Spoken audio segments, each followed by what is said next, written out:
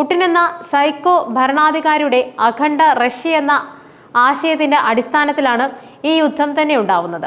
മുറിവേറ്റ പുടിൻ ഇനി ഏത് രീതിയിൽ തിരിച്ചടിക്കുമെന്നതും ചോദ്യമാണ്. ഇതിൽ നിന്നും കരകയറുന്നതിന് വേണ്ടി പുടിൻ സർവനാശത്തിനും ഒരുങ്ങുമോ എന്നാണ് നാറ്റോ രാജ്യങ്ങൾ അടക്കം ഭയക്കുന്നത്.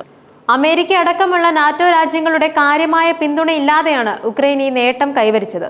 പുടിനെ ഞെട്ടിച്ച ഈ ആക്രമണത്തിന്റെ സൂത്രധാരൻ ആരാണ്? എങ്ങനെയാണ് യുദ്ധക്കെടുതികളിൽ വലഞ്ഞിരിക്കുന്ന ഒരു രാജ്യത്തിന് ഇത്രയും സാങ്കേതിക പുരോഗതി കൈവരിക്കാൻ കഴിയുന്നത്? ഞെട്ടിച്ച ഓപ്പറേഷൻ സ്പൈഡേഴ്സ് വെബ് 1.5 വർഷത്തിലേറെയായി ആസൂത്രണം ചെയ്ത ഒരു നീക്കത്തിലൂടെ യുക്രൈൻ പേരുകേട്ട റഷ്യൻ സൈന്യത്തെ നാണം കെടുത്തിയത്.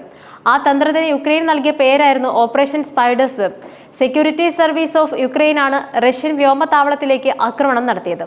യുക്രൈനിലേക്ക് ദീർഘദൂര മിസൈലുകൾ തൊടുക്കാൻ വിന്യസിച്ചിട്ടുള്ള Tu-95, Tu-22 സ്ട്രാറ്റജിക് ബോംബറുകൾ അടക്കം ആക്രമിച്ചതായാണ് ഉക്രൈൻ സുരക്ഷാ ഏജൻസികളുടെ അവകാശവാദം.